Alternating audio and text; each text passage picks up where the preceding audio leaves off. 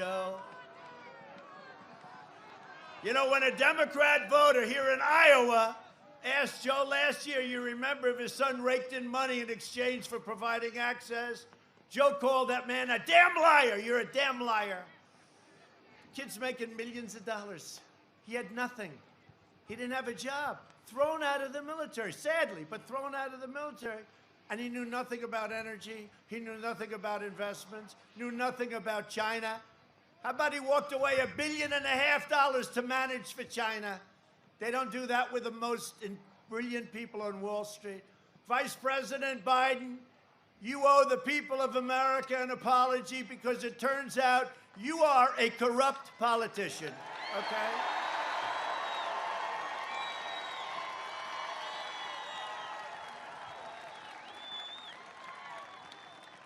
Joe Biden must immediately release all emails, meetings, phone calls, transcripts, and records related to his involvement in his family's business dealings, influence peddlings around the world, including China and including Russia. Hunter raked in a fortune from China while Joe Biden was giving China all of our jobs. They came, you know where they came from, Iowa, and plenty of other places, but they came from Iowa.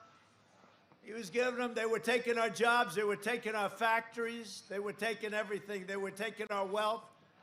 And raked in a fortune from China while Joe Biden was giving China all of our jobs. They came, you know where they came from, Iowa, and plenty of other places, but they came from Iowa.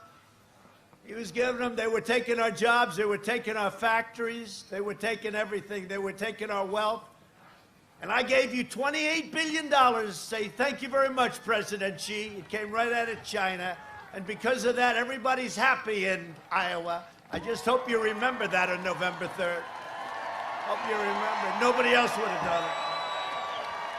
Nobody else would have done it. If the Biden family treated the vice presidency as a for-profit corporation flying around the globe, collecting millions of dollars from China and Ukraine and Russia and other countries.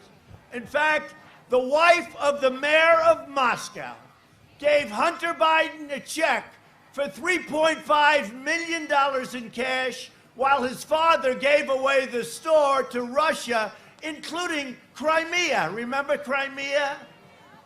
The Bidens got rich while America got robbed. By contrast, and this is so true and so easily true, and I'm so proud of it in so many ways, I've given up billions of dollars to serve as your president, and it's my greatest honor of a lifetime. It's so true.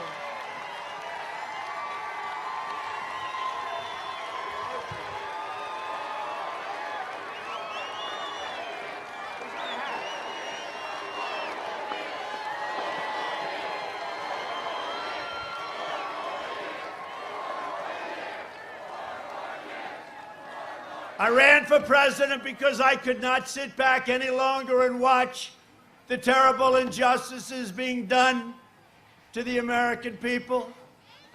And it's true. And by the way, before the China plague came in, we had the greatest economy in the history of the world, and now it's going right back there. Our stock market is very close to a number that was even higher. Does everybody have your 401k ready? Because it's going through the roof. We're going to have the best year we've ever had, and we're going to have tax cuts, not tax increases. They want to increase your taxes. They want to increase your taxes so they can spend it on the Green New Deal. It's another beauty. I cannot sit idly by and watch career politicians like Joe Biden continue bleeding this country dry. And that's what it is. You know, you can say whatever you want. You can say whatever you want. But when you have a kid that follows his father, and by the way, take a look at his brother. His brother all of a sudden is building a big housing development in Iraq. Have you ever built a development before? No, I haven't. Take a look at the whole family. It's a corrupt family. Joe Biden personifies the selfless and corrupt globalists who got rich and powerful at your expense. Take a look at the people that are funding his campaign. people assumed that they'd be funding my campaign. I don't want them. We don't want them. We never needed them. We don't want them. But they betrayed American workers, disparaged American values, and crushed our middle class. For decades, Biden and his cronies laughed while they shipped millions of your jobs to their friends in foreign countries, in countries that you've never even heard of. They lived behind gated walls, and they flooded your communities with illegal immigration, deadly drugs, MS-13 savages that assault, rape, and murder innocent Americans. They forced our fellow citizens to live in crumbling inner cities while they spent trillions of dollars on never-ending foreign wars. They just never ended. But, you know, we're bringing all our soldiers back home. You know that. We've been doing it for a long time. And it's not easy. Not easy. The military-industrial complex, not the easiest thing, but we're bringing them back home. We're almost finished in Afghanistan, coming in. We're down to a small number coming home by the end of the year, hopefully the end of the year, shortly thereafter. In Syria, we're out, totally out. And by the way, we crushed, before I did this, we crushed 100% of the ISIS caliphate. 100%. We crushed 100%. We have the greatest military in the world, and by the way, we have built the greatest military in the world. So I just tell you from Iowa, you know, you're a very powerful state politically. You're a big state to me, big in your heart. But you have a tremendous influence and a tremendous power, and you've never let me down.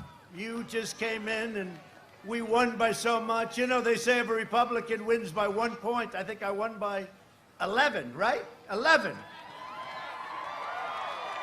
That was early in the night. Remember that? They said, Donald Trump has won the state of Iowa. Then they said, man, he won by 11 points. What's going on? That was just the beginning. Then we won Ohio. We won Ohio by 8 points. They said, what's going on? You know, it's one thing you win a state, but when you win by a lot, and that was the beginning of something. And I'll tell you what, we have more enthusiasm now than we ever did 4 years ago. There really is true.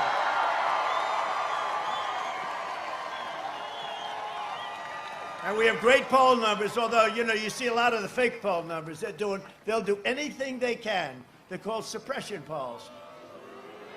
Yeah, there they go. Look at the red lights. They start to go off as I start to point. You know, in one way they want the ratings, in another way they don't want to have the ratings, and you're telling CNN that they're a fraud in their broadcasting.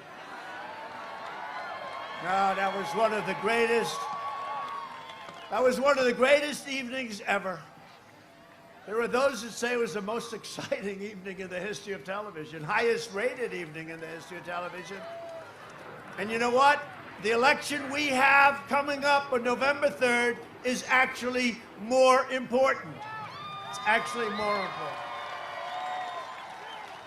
In 2016, you voted to fire the failed and decrepit political class, and you elected an outsider as your president, and I finally put America first. It's called Make America Great Again.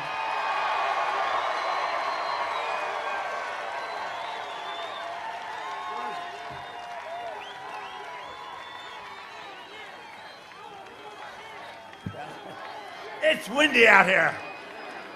If you can wear the hat, I can wear the hat.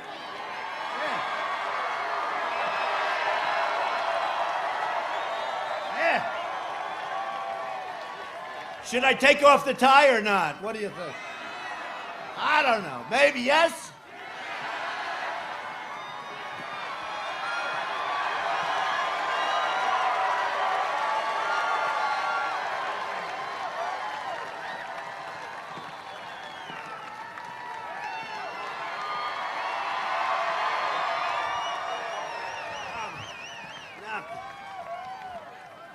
Oh, that feels so much better. That feels better. That feels good.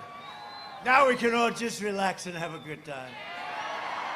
No, but it's great to be with you. Seriously, we've had a great history here together, what we've done for you and what we've done for the farmers and what we've done for everything. You know, 2 weeks ago, you had the largest order of corn in the history of our country, right? 2 weeks ago, you had the largest order of soybeans in the history of our country and the largest order of beef. But you know why? Because China wants to keep me happy, that's why.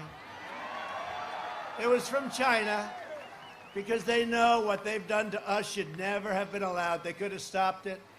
They didn't stop it. They should have stopped it. The only reason I'm your president is because the previous administration did a poor job, so poor, in fact, that I said, I'm going to run for president. And you know what? If they did a good job, I wouldn't have run.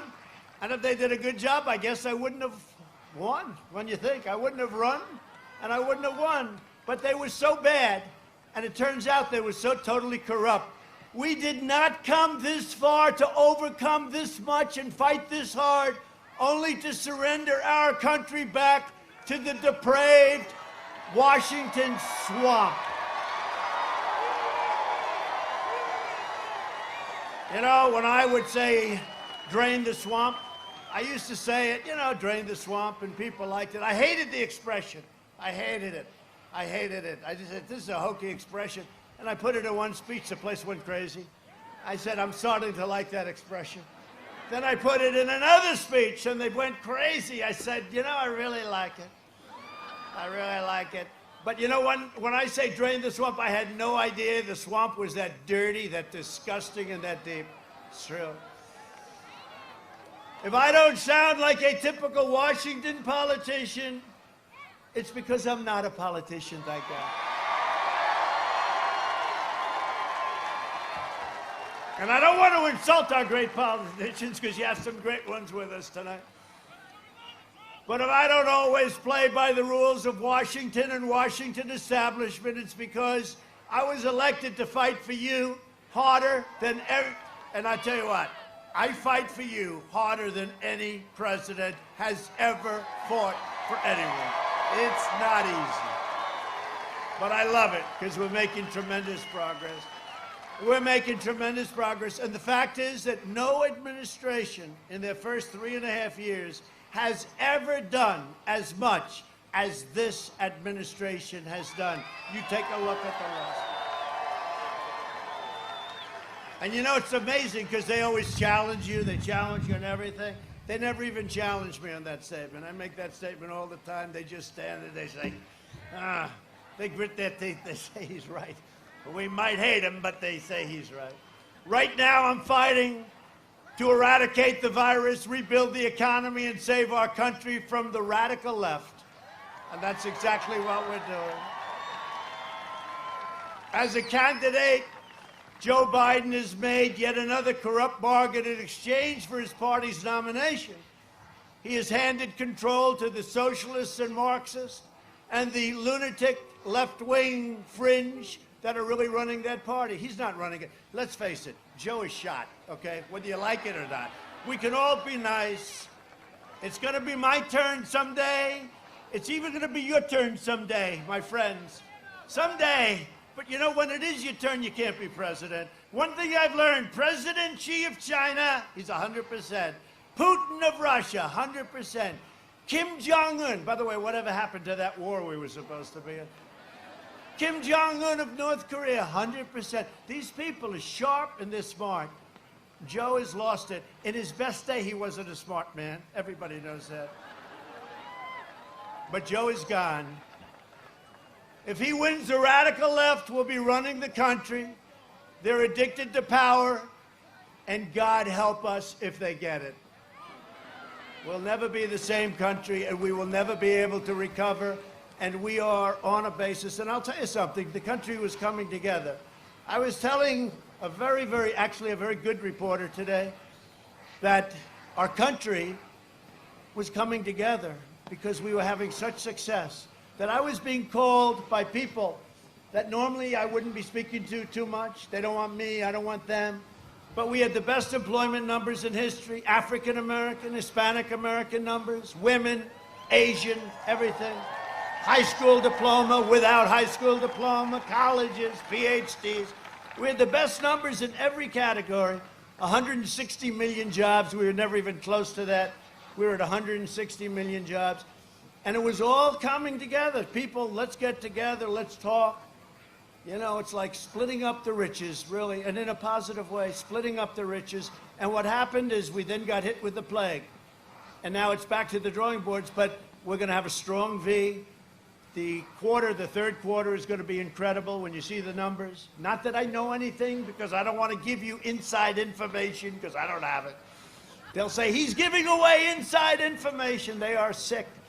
But wait till you see the third quarter numbers, and it's going to be right before the election, before the November 3rd, although a lot of people will have voted by that time. Get out and vote. You got to get out and vote. Got to get out and vote. But we were really coming together, because that's, you know, look, ultimately we want to come together. Everybody come together. And we were really coming together, and then we got hit by this horrible situation. Could have been stopped. China stopped it from going into the rest of China, but they didn't stop it from coming out and going to Europe and the United States and the rest of the world, 188 countries. So we're now putting it together. We had it done, and now we're doing it again. And next year will be even stronger than last year. Last year was the best year we've ever had. And this coming year will be even better than last year. Unless somebody comes along and says, let's quadruple your taxes, which is what they want to do.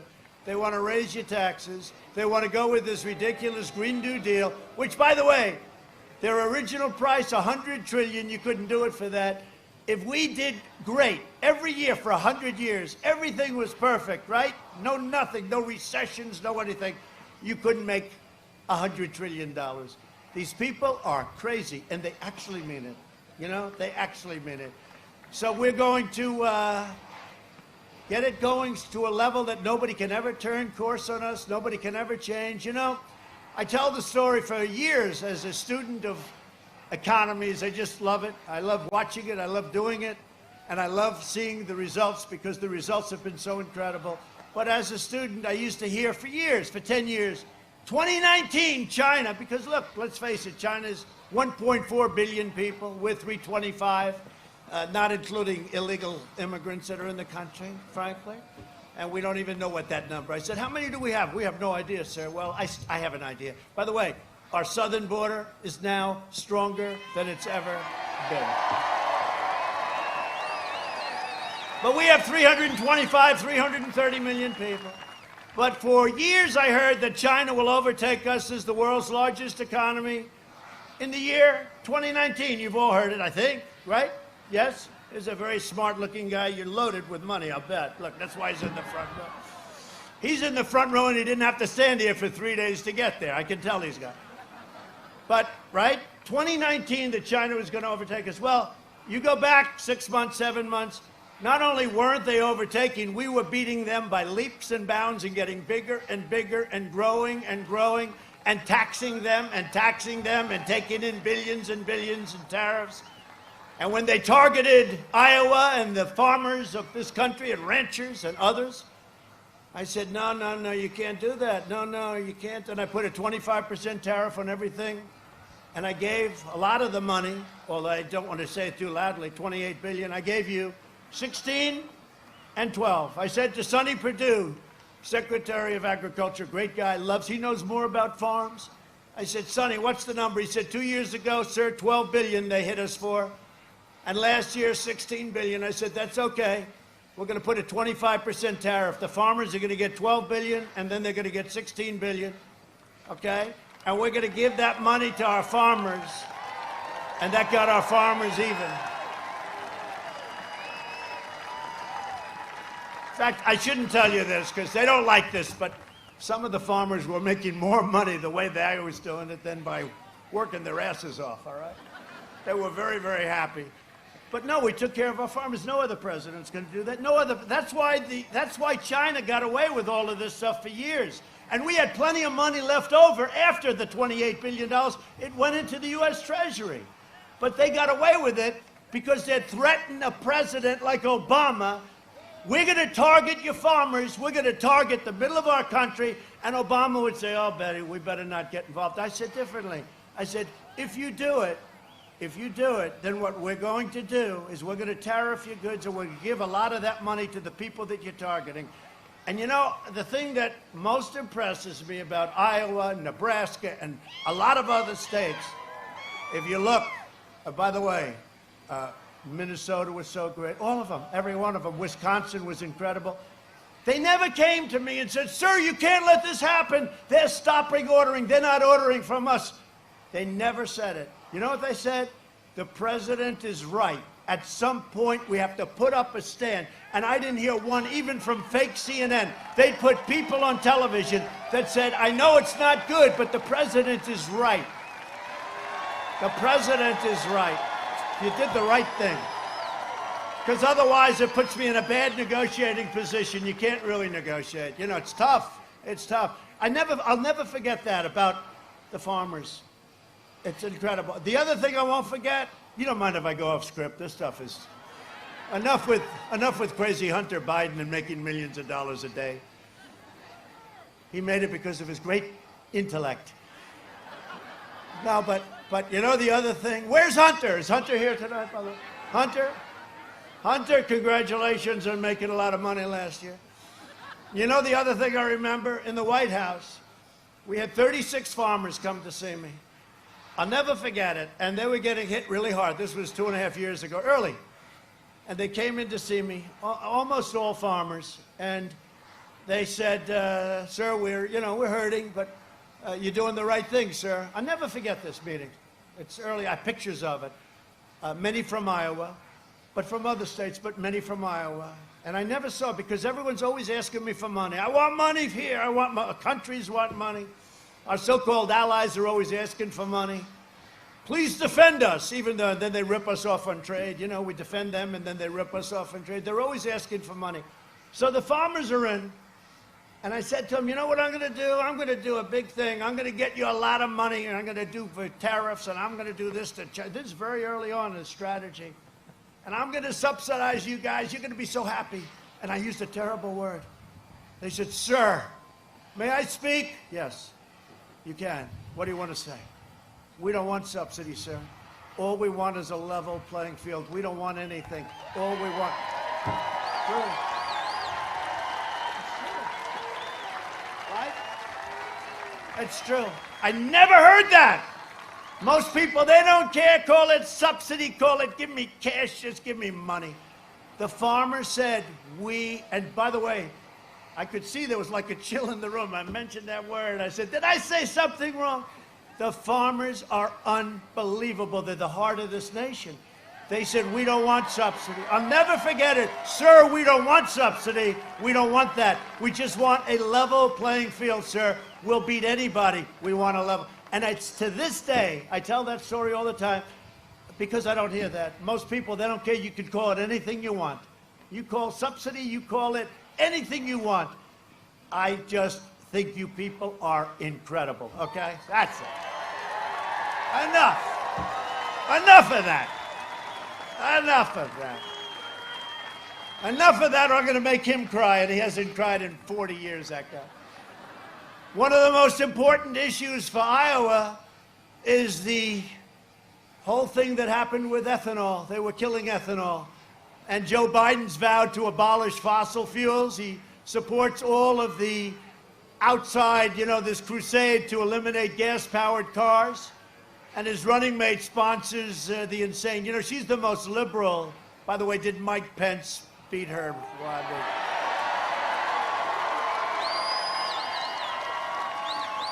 You know the expression in boxing, or as my friend Dana would say, UFC? If that were a fight, they would have stopped it, right? Mike Pence, we love Mike Pence, and he loves Iowa too. He loves Iowa. He just left. The Biden-Harris platform will demolish Iowa ethanol. You know that, wiping out the entire industry. And we fought hard for it. We went through the whole thing where we had no demand because of the pandemic. And we all fought hard to keep it going. And keep the ethanol going, and we did the 12 months. You know, I did 12 months. Remember, it was 8 months. I said, why not 12? And they couldn't give me a very good answer. But I made it year-round and 15%, right? Up from the 10, 15%. And it's great stuff. And when the market comes back, which is coming back, but in the meantime, you have inexpensive gasoline. That's not so bad, right? That's not so bad. Because nobody ever thought they'd see gasoline with a 2 in the front of it and less. And we've saved all of our energy jobs. And whether we like it or not, when we are having problem with energy, I called Russia and I called Saudi Arabia, and they reduced production by more than 10 million barrels a day, and our entire energy was saved all over the world, frankly. They're not doing it for us, but they're doing it for, let's say, everybody. And we have an incredible country, and we saved our energy industry, our energy jobs, and we are energy independent, and it's a beautiful thing.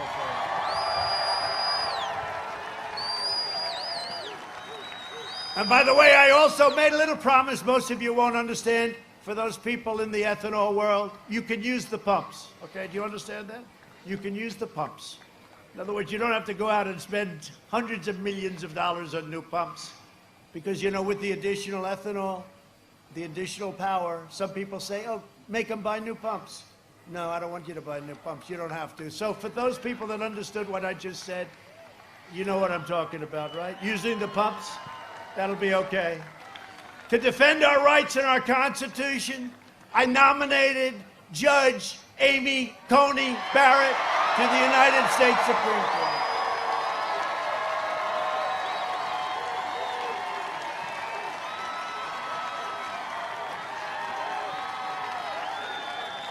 Right? And I'll tell you, you know, I don't mind running against Sleepy Joe, but I wouldn't want to run against her right now. She has to promise. Please promise me, Amy, you'll never run. No, she's been great. She's so outsmarting these people with bad intention. You look at some of the questions that are being asked, and it's so obvious. These are not great chess players, let's face it. Let's face it, they're not great, but they're horrible, just horrible, nasty, and she handles it like nothing. She's a great intellect. And one of the reasons, she has a highly respected professor who's been teaching for many years, said she was the single greatest student that he's ever had. And that sold me. You know, I believe in that kind of thing. It's called intelligence. I believe in intelligence. But I just want to, haven't spoken to her in a few days, I want to just say that we made the right choice, right, with Amy.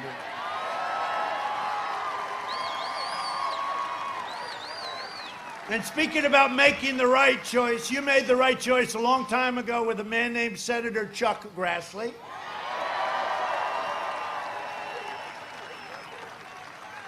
And you made the right choice, and you're going to do it again, I hope, because she's great, Joni Ernst. And they're right now in Washington fighting to confirm our great new justice, our future justice of the United States Supreme Court. Joni has been fantastic, and she's been fighting for Iowa values for a long time. She'll call me, sir, can we do this? Nobody called me more on ethanol than Joni and Chuck. In fact, I used to duck their calls. Tell them I'm not in. Just tell them I'm not in. I can't take it anymore, Joni. But that's what a good senator is. They want to keep your state going. They want to keep our country going. They love our country. They love our state that they represent. So Joni Ernst, you got to get her in. And Chuck Grassley, we don't have to worry about him. He'll be around forever. He's great.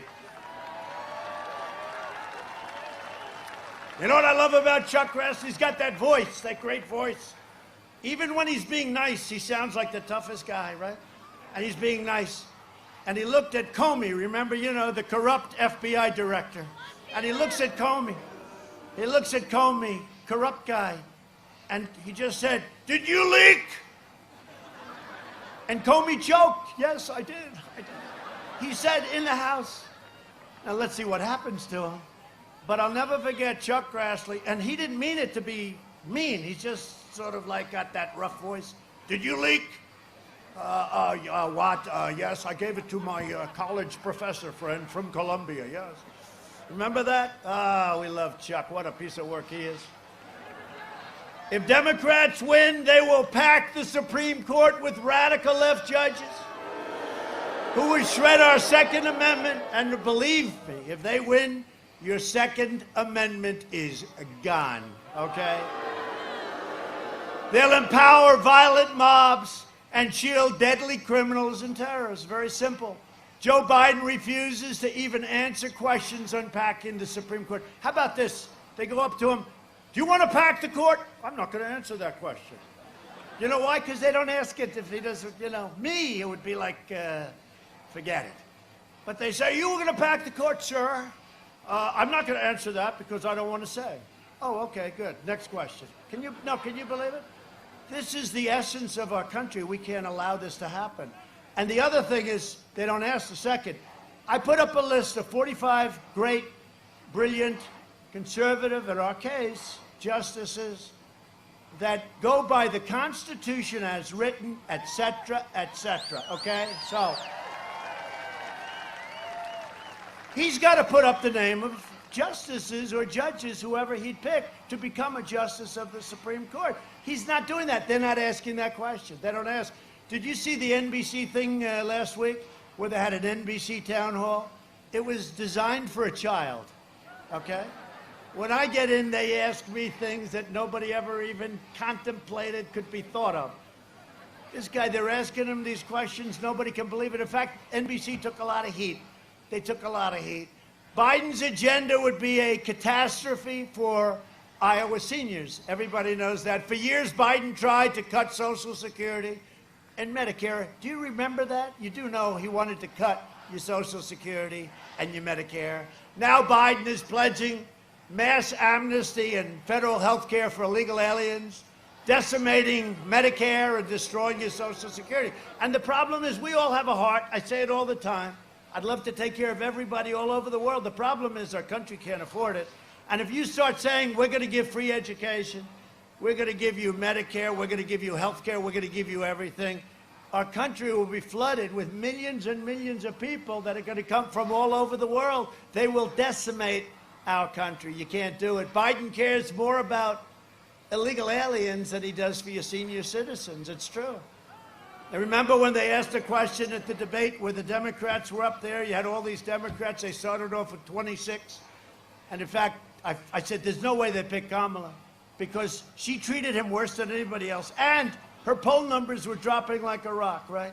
But they asked, who is going to give money, health care, to illegal aliens? And they all raised their hand. Remember Joe? He's looking around. Oh, yeah, he didn't understand the question. He did. You know, at least he has an excuse because he has no clue what the hell they're asking. But do you remember his position? He was like this.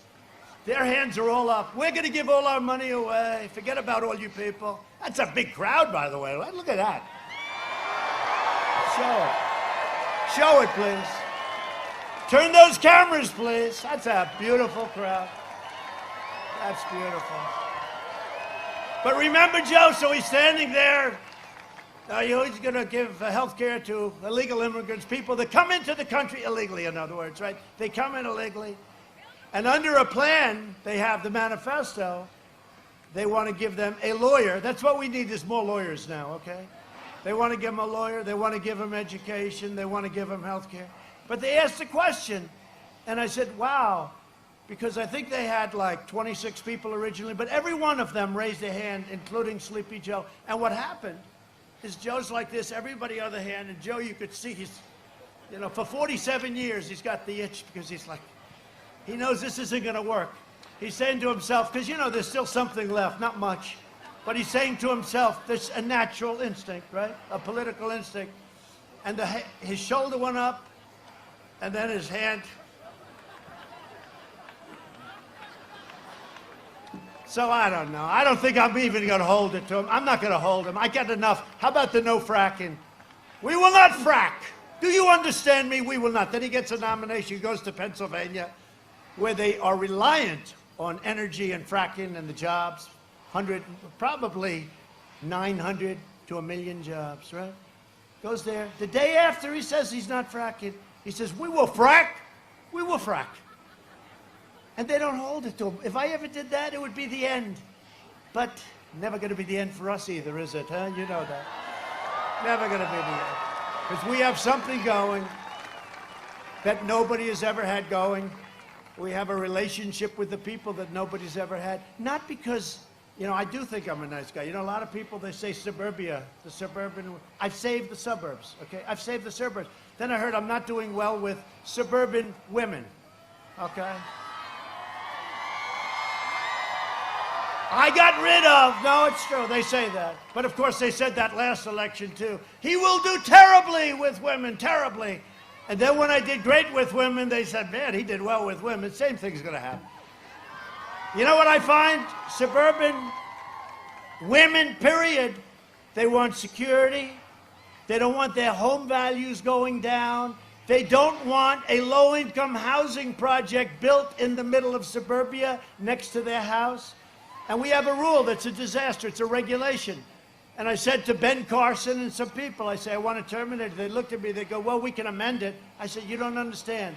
I want it terminated. You all know about it. It's a disaster where they change the zoning and they make it impossible and you end up with low-income housing all over the place. And remember this, 29 to 30% of the people living in suburbia are minorities. So this has nothing to do with discrimination. It has nothing to do with anything. What it has to do is with the American dream. The American dream. We're not going to destroy the American dream for stupid people like Cory Booker.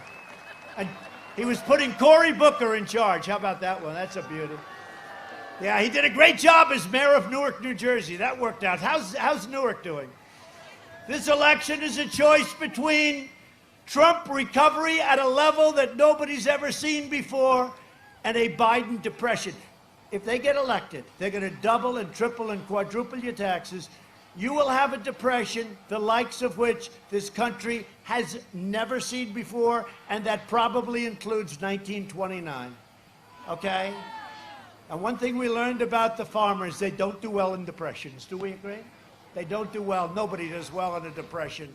You will have problems like you've never had before. Joe Biden would terminate our recovery, delay the vaccine, prolong the pandemic. And by the way, for those states, open up your states. Open them up.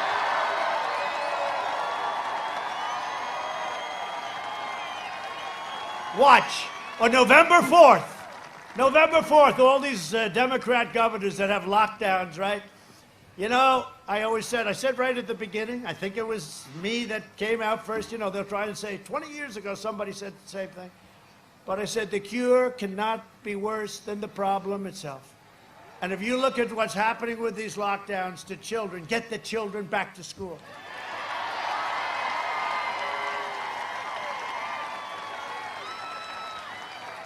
Like, I'll give you an example. The children, 99.9%, Barron Trump, you know, he had the Corona-19, the China virus. It's got 21 different names. I could go over it. But to me, Corona means Italy. China is China. And it came from China. So he had the China virus, right? And he had it for such a short period of time. I don't even think he knew he had it. Because they're young and their immune systems are strong and they fight it off. 99.9%. And Barron is beautiful and he's free. Free.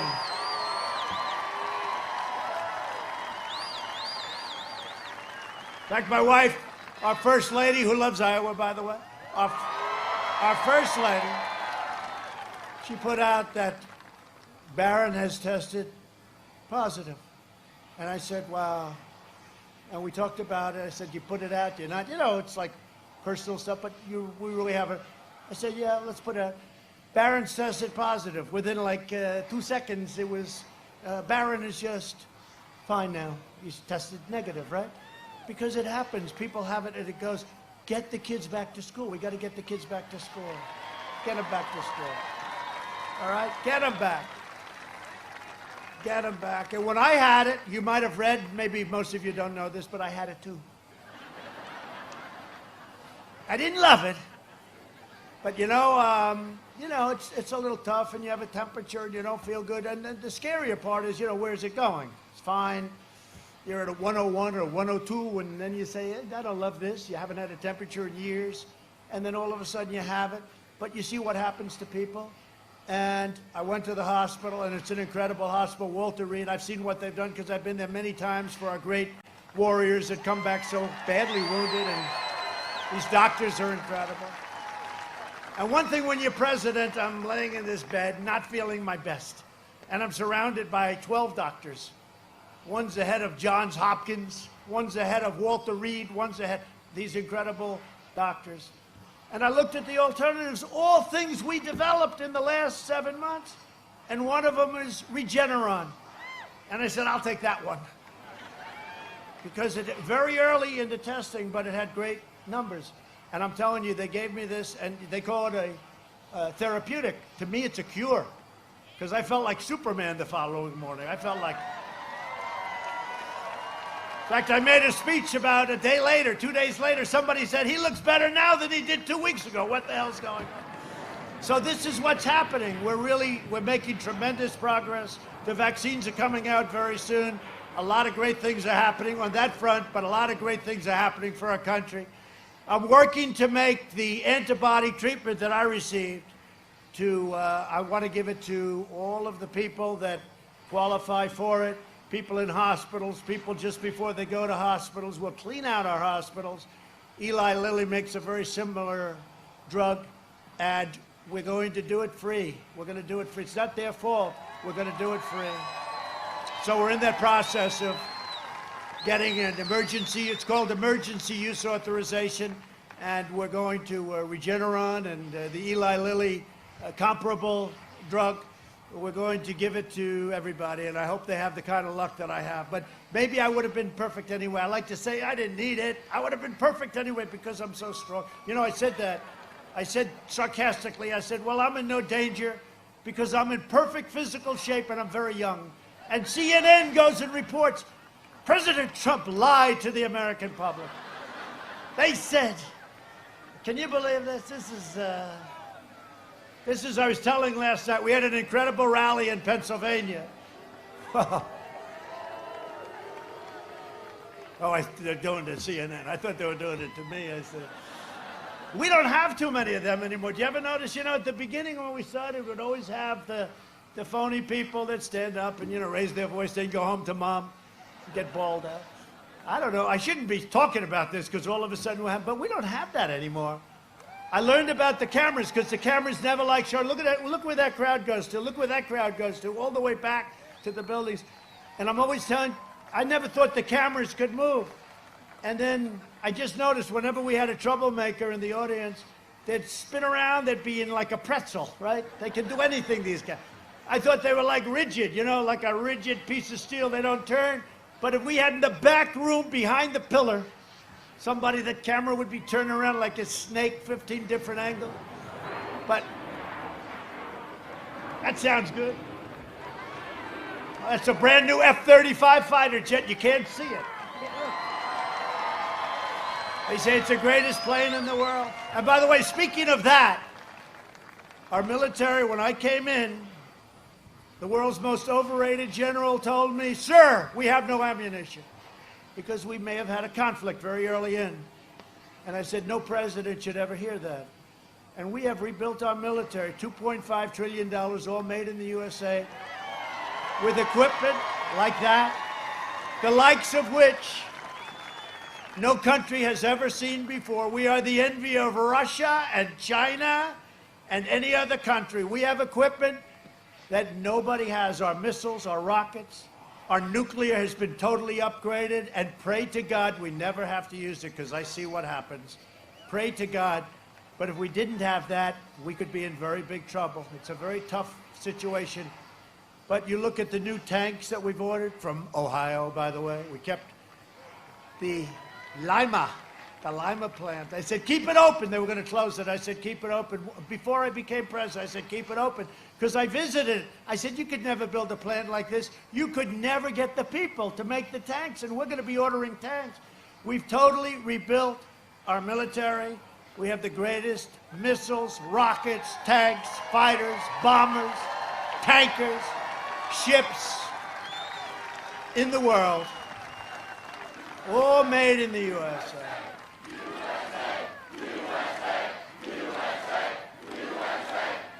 can be proud of your country. Look at this young,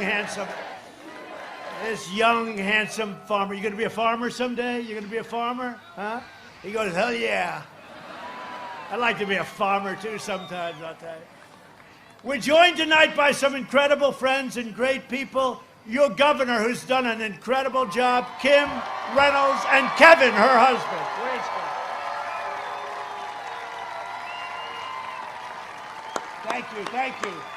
Thank you, honey.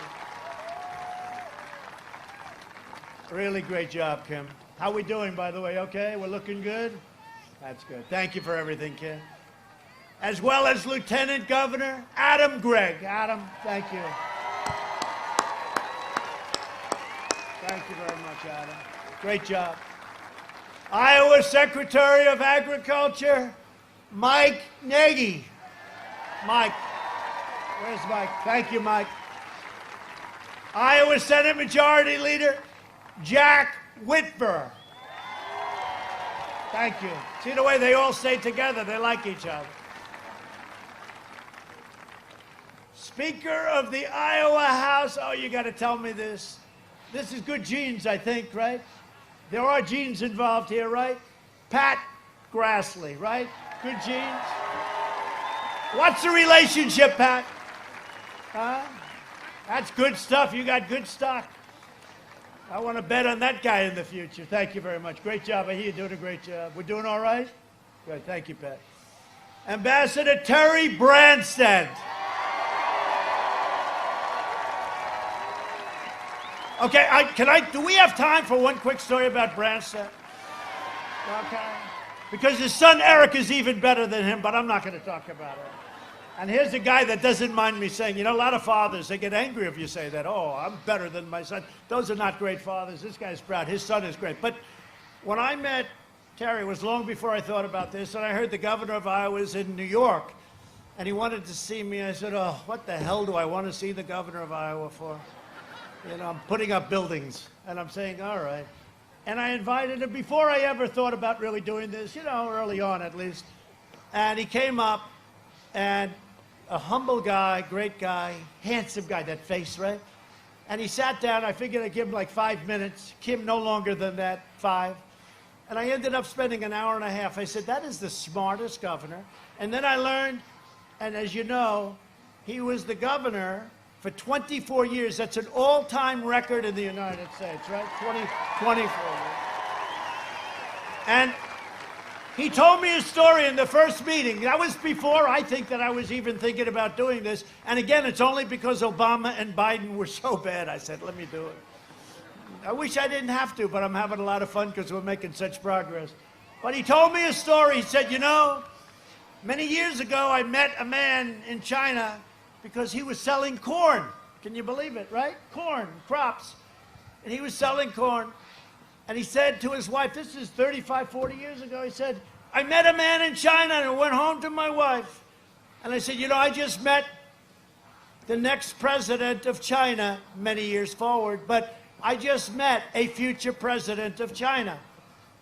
And I said, who was that? It was President Xi, who's now the president of China. And I said, you gotta be kidding. He said, nope, I could tell right from the beginning.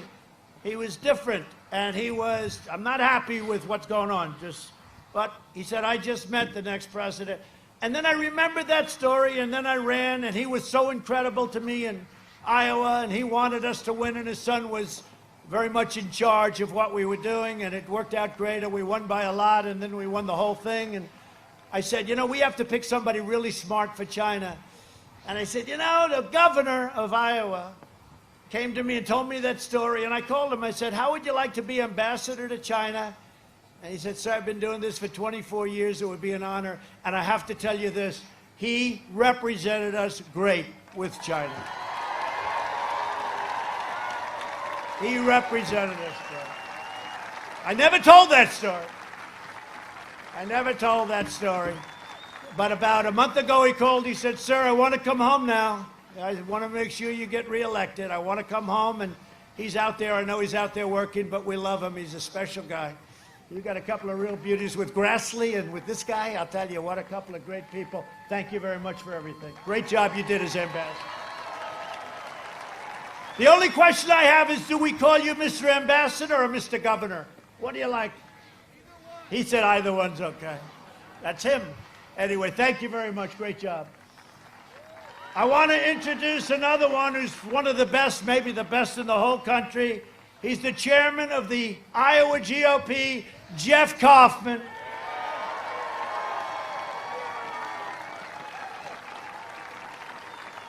You look good, Jeff. You lost weight, Jeff. You lost weight. I'm proud of you, Jeff.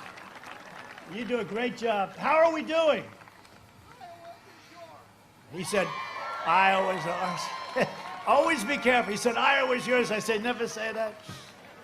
The last one, you know, Beto, remember when he said he was running for president, he was doing okay, and he was on the cover of a third-rate magazine called Vanity Fair, and he made the statement, I was born to do this. I said, that's the end of his political career, and he was born to do it. That didn't work out. I hear we're doing great. Thank you very much, Jeff. Thank you very much. I appreciate it.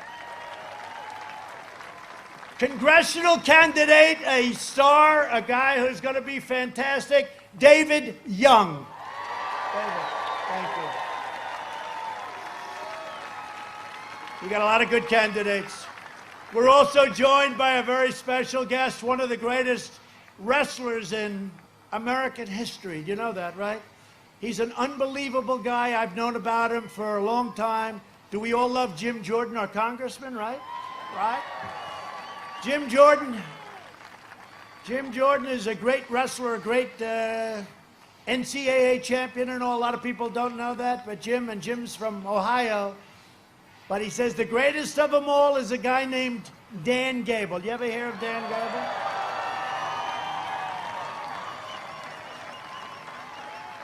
And listen to this. I mean, I have to tell you, is Dan here? I hope he's here. Come here, Dan. Come on. Come on. Look at this. You mean I can't take this guy in a fight? Can you believe it? Huh? Wow. Wow. Come here, man. Come here. Hey, Dan, I'm immune and I can't give it to you, so that's good. We love you. But I met Dan a few years ago, and I looked at him and I said, how come he's 181-1? Think of it. He won 181. People don't know, like, that's like crazy. 181-1. I'm going to ask you later on who is the one. I want to find out who. But he did something else. He won the Olympics, 1972. And to do that, he had to wrestle against the 6 greatest wrestlers in that weight class in the world.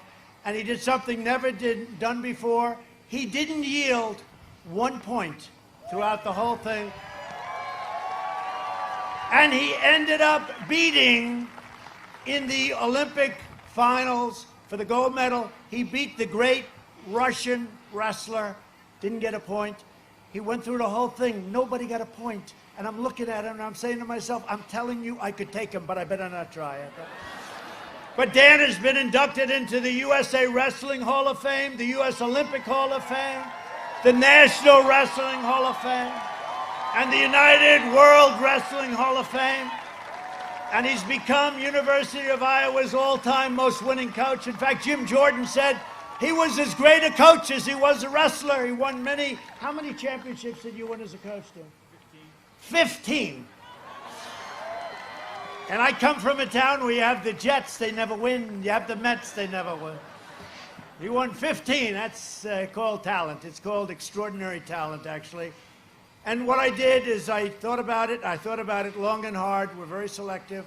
So the Congressional Medal of Honor and the Presidential Medal of Freedom are the 2 greatest awards you can get in our country. And I'm proud to announce that I will be awarding very shortly at the White House in the Oval Office, Coach Gable, the Presidential Medal of Freedom.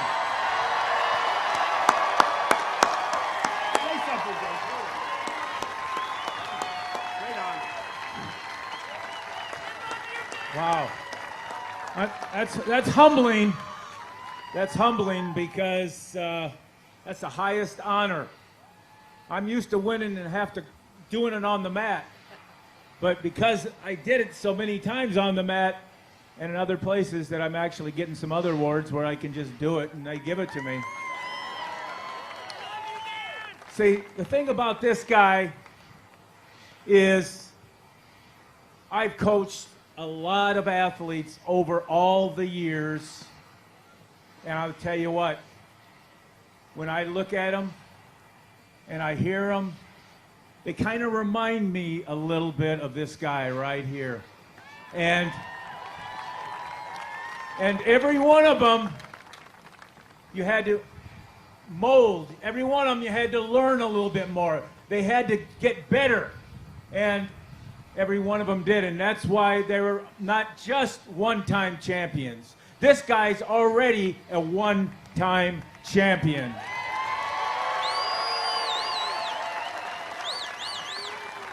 But because he's open for learning and he's already very competent, that he's going to be a multi-champion President of the United States of America.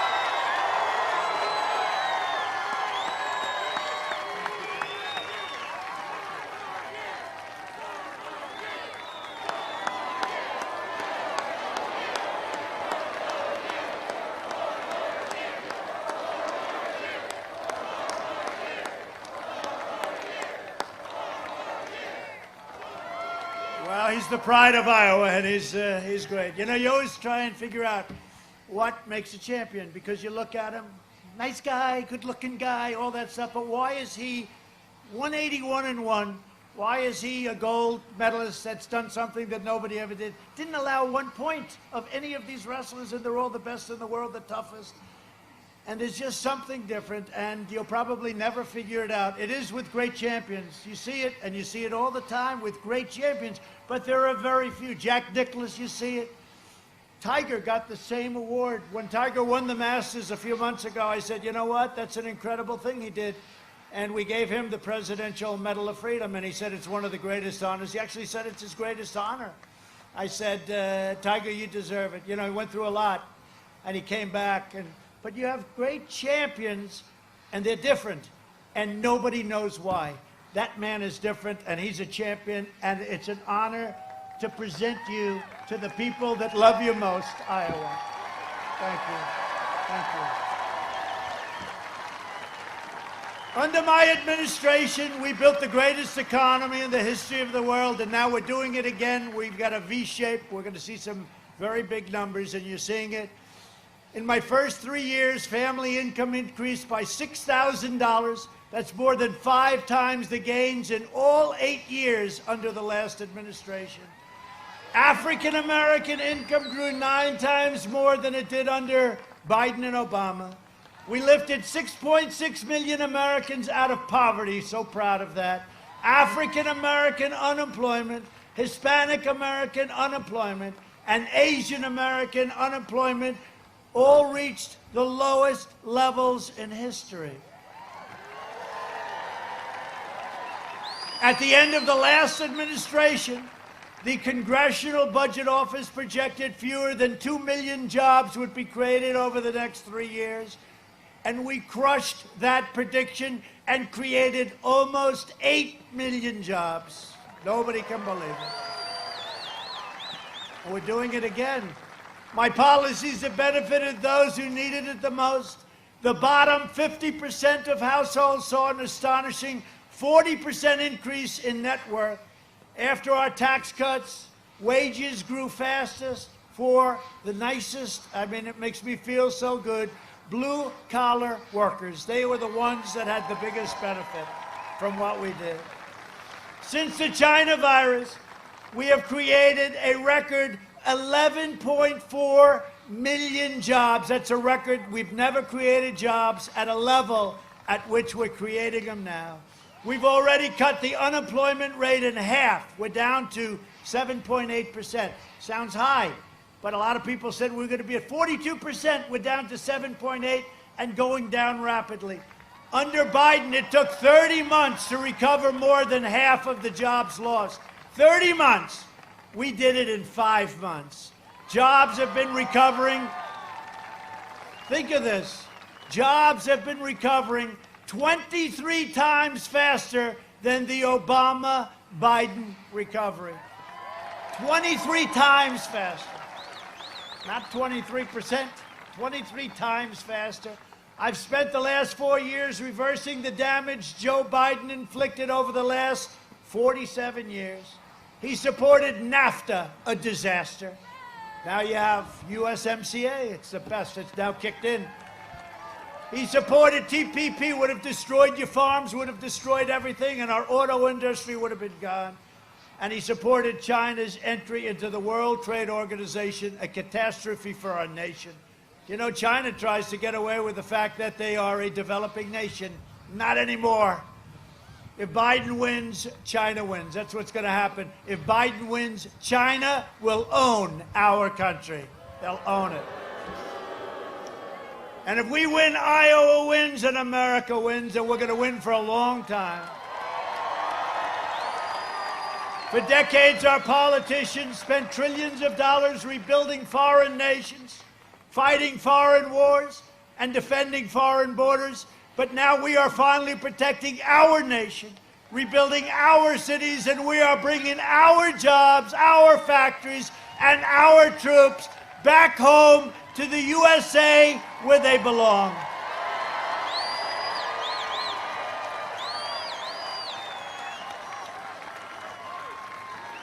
And as I mentioned, one of the things that was very important to me was to eliminate the very unfair estate tax or death tax on small businesses and farms. So now if you love your child and you're a farmer and you think he's doing a great job or she's doing a great job and she wants to keep the farm or he wants to keep the farm, there is no more estate tax where they have to go out and borrow a fortune to pay the tax.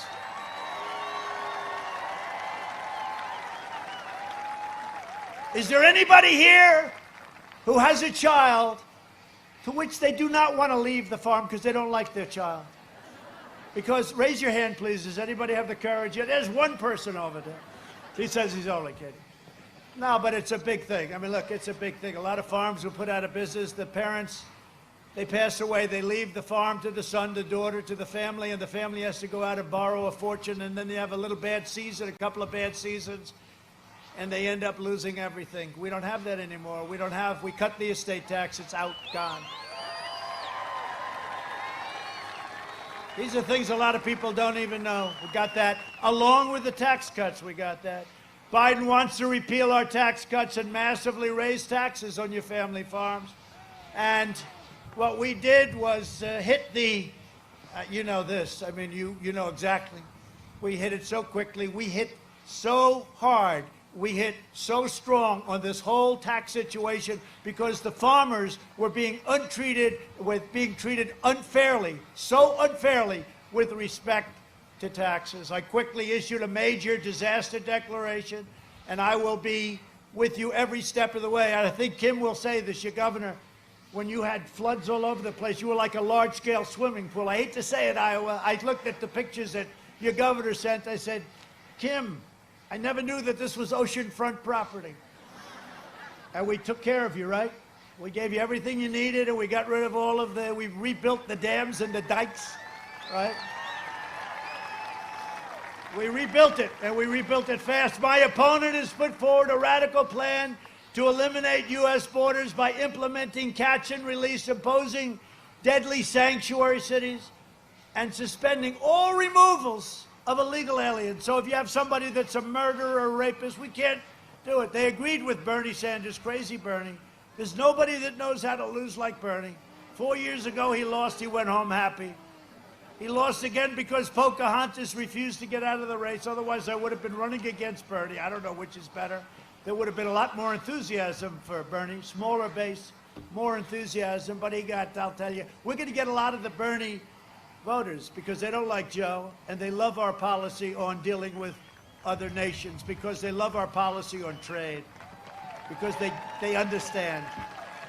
They happen to understand that, but they also know we can do something about it. Bernie would have never been able to do that.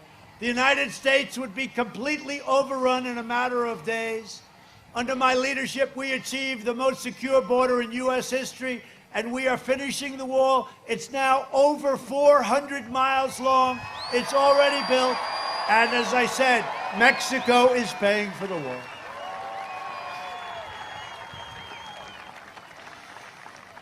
You know, we did more. One of these fake reporters said it. We did more.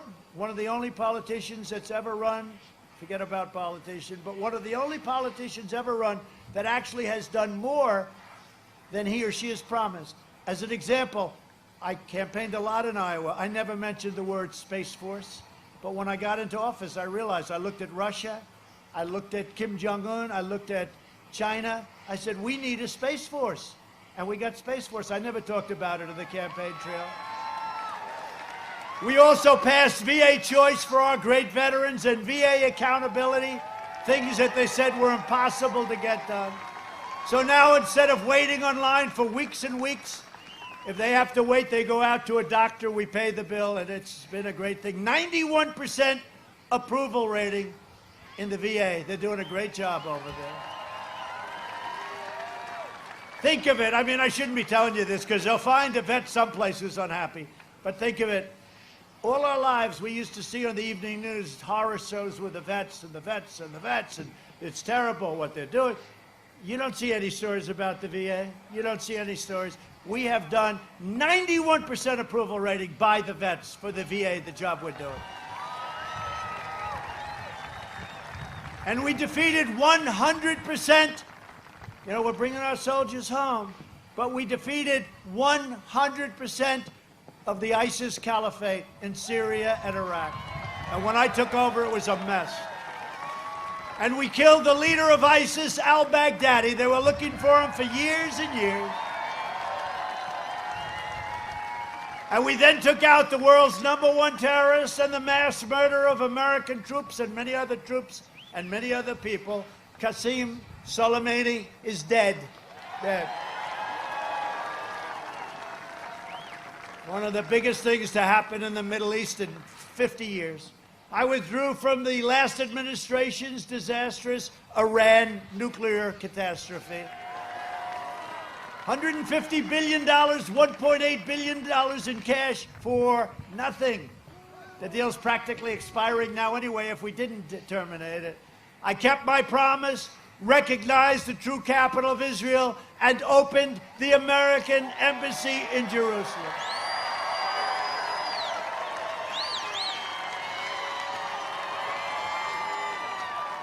And you know that presidents have been talking about that for decades. Every president said they were going to do that, then they never had the guts to do it. I also recognized Israeli sovereignty over the Golan Heights. And that's been 52 years they've been talking about that. I got it done in about 2 hours. And instead of endless war, we're forging peace in the Middle East. So I get nominated for 3 Nobel Peace Prizes, different subjects.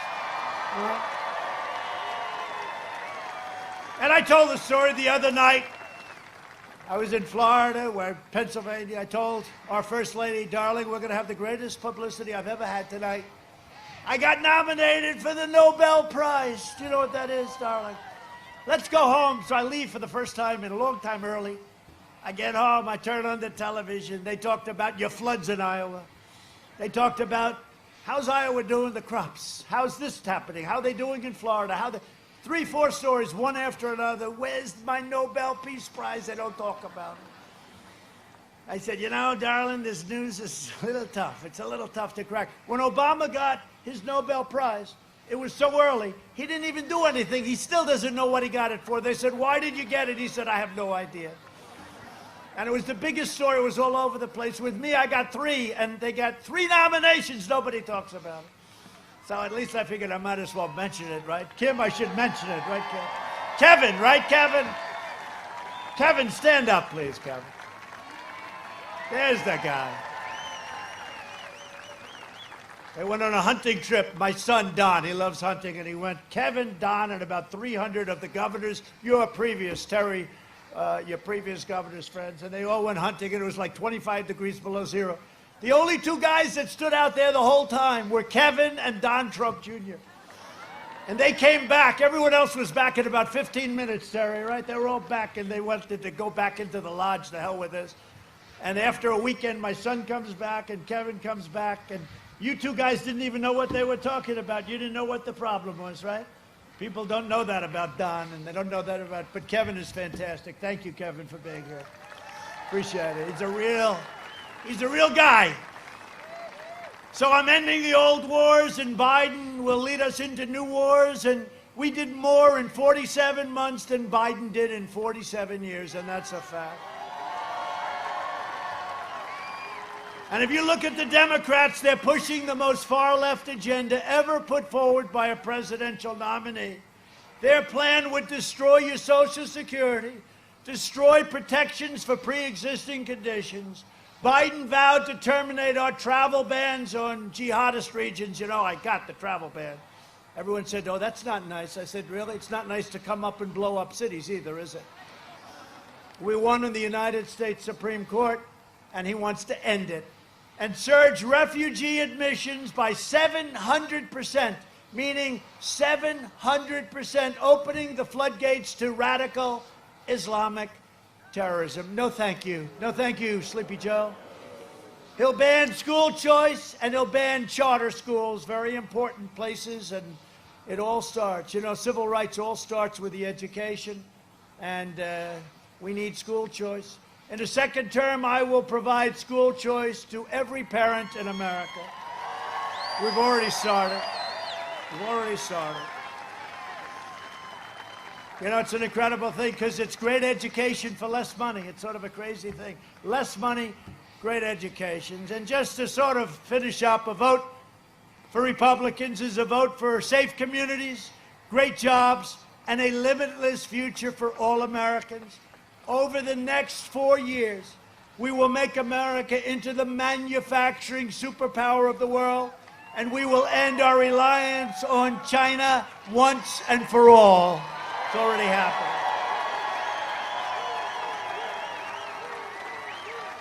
We will hire more police, increase penalties for assaults on law enforcement, and we will ban deadly sanctuary cities. We will uphold religious liberty, free speech, and the right to keep and bear arms, your Second Amendment. We will strike down terrorists who threaten our citizens, and we will keep America out of ridiculous, horrible, endless foreign wars. We will maintain America's unrivaled military might. We have never, ever been even close to as strong as we are right now. Greatest equipment ever in our history. And we will ensure peace through strength. And if you remember when I ran, they said, oh, he's a very militant kind of a guy. We'll be in a war the first week. Well, where's the war? Where's the war? And I'm making other countries pay because, you know, NATO, they weren't paying their bills. They were delinquent, to use a New York real estate term. They weren't paying their bills. I said, you got to pay. The Secretary General of NATO is my single biggest fan. They're paying $130 billion a year more now because I said, look, you got to pay. You got to pay. They rip us on trade, and then we're supposed to protect them, the European Union. So NATO.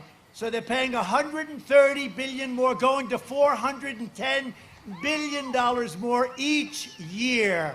So that's it. Where are the wars? He's going to get us into a war. Where are the wars? They don't want any part of us. Nobody wants any part of us in the world. And we're tired of being ripped off as a country. We will end surprise medical building. We will, you know, the surprise medical building is a disaster. It's ending as of January 1st. Require price transparency, all signed, all done, January 1st. Can you imagine if I lose and I've done all these things, they kick in on January 1st? You're going to say, boy, that Biden's done a great job on price transparency. And they'll say, what do you think? And he has no idea what the hell it is. And further reduce the cost of prescription drugs. We went to a favored nations clause so that we will pay the lowest drug prices in the world, okay? We will strongly protect Medicare and Social Security, and we will always protect patients with pre-existing conditions. America will land the first woman on the moon, and the United States will be the first nation to land an astronaut on Mars. And you know, when I took over, NASA was basically closed. It was shredded. It was nothing. And now it's the #1 preeminent space center anywhere in the world by far. We will stop the radical indoctrination of our students and restore patriotic education to our schools. We will teach our children to love our country, honor our history, and always respect our great American flag.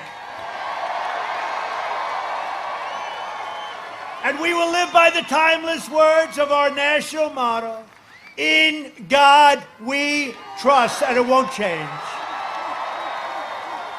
For years you had a president who apologized for America. Now you have a president who is standing up for America and standing up for the great people of Iowa. So get your friends, get your family, get your neighbors, get your workers and co-workers, and get the hell out to vote, because if I don't get Iowa, I won't believe that one. I may never have to come back here again if I don't get Iowa. I'll never be back. You understand that, Kim? I will say this, there has never been a president has done more for farmers and ranchers, for the Farm Belt, for Iowa. There's never been a president that's even come close to what I've done. And I will say that, and I'll say it loud and clear. I'll say that loud and clear. From Cambridge to Council Bluffs, from Cedar Rapids to Rock Rapids, from Davenport to right here in Des Moines, we stand on the shoulders of Iowa patriots who gave their blood, sweat, and tears for this beloved nation. We inherit the legacy of American heroes. Just nobody has anything more than what you have. So much. Look at yourselves and look where you've come. Look even in the world of politics. Iowa. It's Iowa. And by the way, as long as I'm here, Iowa, and I made this pledge to you 4 years ago, Iowa will always come first in the rotation. You know what that means, right? There's a lot of pressure. Let's put them back. I said, no, you're not putting them back. You know why? Because that's called the opposite of cancel culture. That's called a great American tradition. Iowa will always be #1, okay? You can forget it. We inherit the legacy of American heroes who crossed the oceans, blazed the trails, settled the continent, tamed the wilderness, laid down the railroads, dug out the Panama Canal, raised up the skyscrapers, won 2 world wars, defeated fascism and communism, and landed our brave American astronauts on the face of the moon. So much you've done.